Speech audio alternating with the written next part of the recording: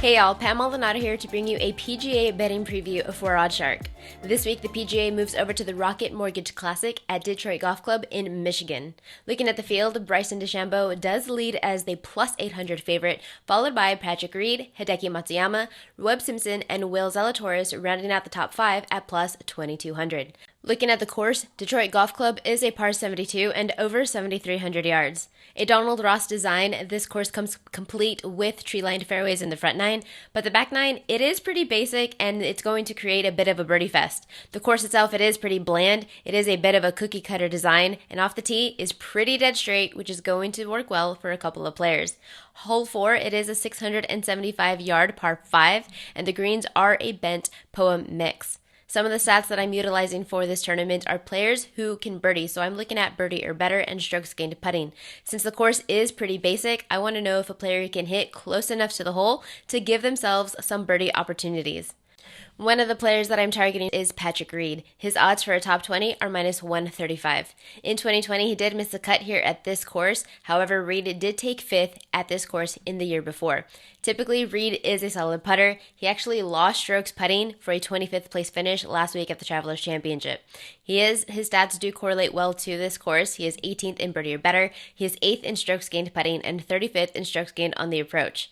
He gained strokes off the tee in 3 straight events, and he is pretty reliable around the green. Combine the two, and he makes for a good contender for this week's tournament. Another player that I do like is Webb Simpson. His odds for a top 20 are plus 125. He hasn't necessarily been playing well as of late, though he did take 9th at the RBC Heritage 3 tournaments ago. He followed that up with a 30th place finish at the PGA Championship and then a missed cut at the US Open. But he did take 12th here at this course last year.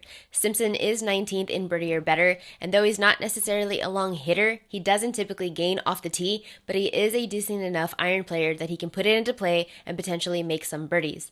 This is definitely more of a field bet because he is coming off a missed cut, and the last times that Simpson has missed the cut, he followed that up with a 4th place, a 5th place, a 10th, a win, and a 12th place finish. So coming off a miscut now, potentially he could end up here with a top 20 or even a top 10. Another player that I do like is Jason Day. He is top 20 odds for our plus 165.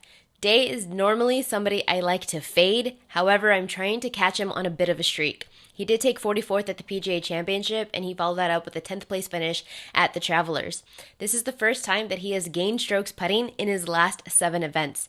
He tends to go on putting streaks where he gains in bunches, and potentially this is the start of one of those bunches. He gained strokes around the green in 4 straight tournaments. He was cut last year, but Day does have a 7th, a 4th, and a 10th place finish on bent POA mixed green surfaces. The final player that I am targeting is the favorite of the tournament, and that is Bryson DeChambeau. His top 20 odds, they aren't great because it is heavily juiced at minus 170 for a top 20, and his top 10 odds are plus 110, and he is plus 800 to win the entire tournament. Yes, we did just see DeChambeau completely choke at the Travelers, where he went from having the co-lead to nearly out of the top 20. However, he did win at this course last year, and DeChambeau did have a 6th place finish in the year before. On bent POA greens, DeChambeau in his last 7 events, he has a 6th place finish, 2 wins, and 2 top 20s. He is first off the tee. DeChambeau is first in driving distance and 10th in birdie or better. Potentially, this is a really good spot for DeChambeau to go back-to-back in tournaments because it's really hard not seeing him win this tournament in a course that sets up really nicely for him. But these are the 4 players that I do like. If you are looking for more picks or analysis, do make sure to check out oddshark.com.